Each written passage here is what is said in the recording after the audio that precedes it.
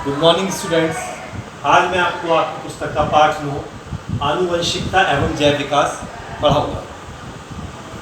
बच्चों, इस पाठ का थोड़ा सा इंट्रोडक्शन मैं देना चाहूँगा आपको कि आपने पिछली पाठ में पढ़ा था जीवों में जनन प्रजनन, जीव कैसे जनन करते हैं।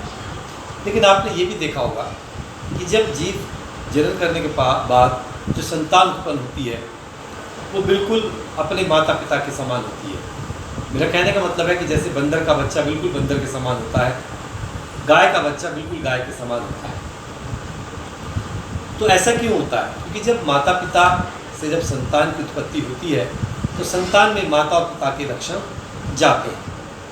ठीक है बच्चों, तो ये जो लक्षण होते हैं, ये जो गुण होते हैं, जब बच्चा धीरे धीरे बड़ा होता है तो उसके अंदर विकसित होते हैं और फिर जो संतान है वो अपने माता पिता के समान दिखाई देती है। परंतु ऐसा क्यों होता है? ऐसे कौन से कारक हैं जिनके कारण ये होता है कि संतान अपने माता पिता के समान दिखाई देती है? इसका अध्ययन किया था ग्रेगर जॉन मेंडल। याद रखेंगे, किसने कहा था? ग्रेगर जॉन मेंडल ने। उन्होंने हमें आनुवंशिकता के बारे में बताया। आनुवंशिकता, हेरिडिटी, कि किस तरीके से हमें अपने माता पिता के लक्षण हमें विरासत में मिलते हैं। ठीक है, तो चलिए इस पाठ को आगे बढ़ाते हैं और पढ़ते हैं। तो बच्चों, माता पिता से संतान में लक्षणों का पहुंचना आनुवंशिकता कहलाता है और जो लक्षण पहुंचते हैं उन्हें हम आनुवंशिक लक्षण कहते हैं। वंशागति मतलब एक पीढ़ी से दूसरी पीढ़ी में वंशागति तथा विभिन्नताओं के अध्ययन को आनुवंशिकी कहते हैं। ये जो अध्ययन हम कर रहे हैं कि माता पिता के जो लक्षण हैं वो संतान में जा रहे हैं, तो ये जो अध्ययन है, ये जो सब्जेक्ट है, इसे हम आनुवंशिकता कहते हैं। आनुवंशिकी शब्द का प्रयोग सबसे पहले वैटसन नामक वैज्ञानिक ने किया था। याद रखेंगे, वैटसन। संतानें अपने माता पिता से अधिक मिलती जुलती होती है। एक जाति का जीव उसी जाति के जीव से उत्पन्न होता है। जैसे मटर के बीज से मटर के पौधे के ही जीव उत्पन्न होते हैं। तो मटर का पौधा है तो उसके बीज से मटर का ही पौधा बनेगा। तो अनेक समानताओं के साथ साथ असमानताएं भी संतान का अपना व्यक्तित्व बनाने में सहायता करती हैं। पौधों में भी यही लक्षण पाए जाते हैं। लेकिन बच्चों, इन सब के बावजूद भी आपने देखा होगा कि जो संतान होती है वो अपने माता पिता से कुछ ना कुछ भिन्न भी होती है, कुछ ना कुछ उनके अंदर असमानताएं भी आती हैं। तो जनन के दौरान विभिन्नताओं का संचय, इस तरीके से विभिन्नता संचयित हो जाती है। इसके बारे में आइए थोड़ा सा पढ़ते हैं। बच्चों, अधिकतम संख्या में सफल विभिन्नताएं सामान्यतः लैंगिक प्रजनन द्वारा ही प्राप्त होती है। मैंने आपको पिछले पाठ में पढ़ाया था कि जब लैंगिक जनन होता है तो विभिन्नताएं उसी में आती है। तभी नई पीढ़ी का या नए जीव का सृजन होता है या फिर जीव अपने आप को प्राकृतिक वातावरण के अनुरूप ढालता है। तो यदि हम गन्ने के खेत का अवलोकन करें तो हमें व्यक्तिगत पौधों में बहुत कम विभिन्नताएं दिखाई पड़ती हैं। लेकिन लैंगिक जनन करने वाले अधिकतर जंतु व मानव में व्यक्तिगत स्तर पर अनेक विभिन्नताएं आती हैं। इस अध्ययन में हम उन क्रिया विधियों का अध्ययन करेंगे जिनके द्वारा विभिन्नताएं उत्पन्न होती हैं एवं वंशागत होती है। विभिन्नताओं के संचयन के लंबे समय तक होने वाले अनुवर्ती प्रभाव का अध्ययन हम जैव विकास में करेंगे। तो विभिन्नताएं धीरे धीरे इतनी ज़्यादा हो जाती हैं, जैसे मैंने बताया कि एक नई जाति ही उत्पन्न हो जाती है विभिन्नताओं से।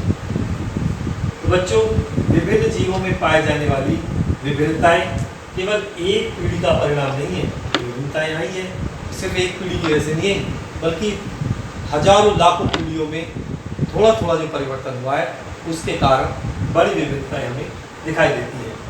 अलैंगिक जनन करने वाले एकल जीव से उत्पन्न सभी संतानें समान दिखाई देती है, परंतु इनमें डीएनए प्रतिकृति के समय न्यून त्रुटियों के कारण कुछ विभिन्नताएं उत्पन्न हो जाती है।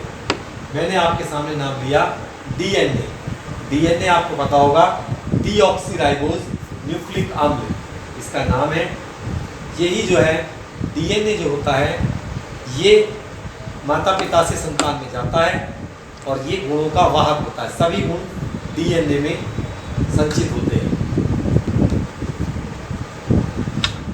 यदि एक जीवाणु विभाजित होता है तो परिमाणतः 2 जीवाणु उत्पन्न होते हैं जो पुनः विभाजित होकर 4 बनाते हैं और इस तरीके से वो का आगे बढ़ते रहते हैं।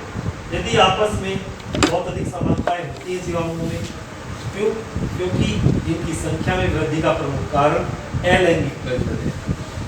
एक जीवाणु से 2 बने, 2 से 4 बने, क्योंकि वो एक ही जीवाणु विभाजित हो रहा है, इसीलिए ये अलैंगिक जनन है। ठीक है, अलैंगिक जनन में विभिन्नताएं नहीं आती। तो क्या किसी जाति में इन सभी विभिन्नताओं के साथ अपने अस्तित्व में रहने की संभावना एक समान है? तो अस्तित्व में बने रहने की संभावना एक समान नहीं होती। प्रकृति की विभिन्नता के आधार पर विभिन्न जीवों को विभिन्न प्रकार के लाभ हो सकते हैं। जैसे गर्मी को सहन करने की क्षमता वाले जीवाणु ही अधिक गर्मी में बच सकते हैं। जो अधिक गर्मी सहन नहीं कर पाएंगे वो मर जाएंगे। गर्मी सहन करने की क्षमता का विकास इन जीवाणुओं के लिए एक लाभकारी परिवर्तन कहा जा सकता है। इस प्रकार से पर्यावरण कारकों का उत्तम परिवर्तन का चयन जैव विकास प्रक्रम का एक आधार बनता है। अर्थात जो अपने आप को वातावरण के अनुसार ढाल लेता है वही जाति अस्तित्व में रहती है, अन्यथा जातियां समाप्त हो जाती हैं। चलिए फिर से एक बार आपको बताते हैं कि क्या है आनुवांशिकता।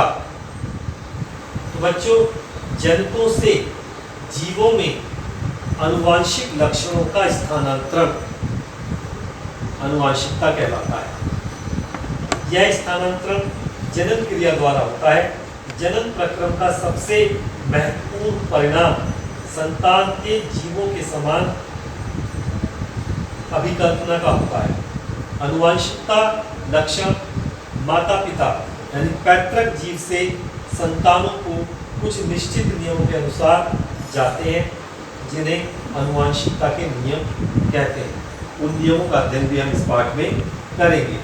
अब वंशागत लक्षण क्या होते हैं? मैंने बताया कि जो लक्षण माता पिता से बच्चों में जाते हैं उन्हें हम वंशागत लक्षण कहते हैं। वैसे जो बच्चा होता है, बच्चों में मानव के सभी आधारभूत लक्षण होते हैं, फिर भी यह पूर्ण रूप से अपने माता पिता के समान दिखाई नहीं देता। तो मानव समष्टि में यह विभिन्नता स्पष्ट दिखाई देती है। मानव जाति में कर्णपाली कुछ लोगों में सिर के पार्श्व से पूर्ण रूप से जुड़ी होती है तो कुछ में नहीं जुड़ी होती। स्वतंत्र एवं जुड़े कर्णपाली मानव समष्टि में पाए जाने वाले 2 परिवर्त हैं। आपने देखा होगा कि कान का जो निचला हिस्सा जो लटका हुआ है, ये कुछ मनुष्य में तो गाल से चिपका हुआ होता है, तो कुछ में बिल्कुल अलग दिखाई देता है। तो ये क्या है? ये अपने माता पिता से जो हमें लक्षण मिलते हैं, ये उन्हीं का एक प्रतीक है। तो लक्षणों की वंशागति के नियम के बारे में मैं आपको बताऊंगा। ये किसने दिए थे? ये दिए थे ग्रेगर जॉन मेंडल ने। ग्रेगर जॉन मेंडल ने ही आनुवांशिकता के नियमों का निर्धारण किया था और इसके बारे में हमें बताया था। तो बच्चों, ये नियम और ग्रेगर जॉन मेंडल के बारे में मैं आपको अगली कक्षा में पढ़ाऊंगा। जितना मैंने आज आपको पढ़ाया है उसे ध्यान से पढ़ें और समझें। नमस्कार, धन्यवाद।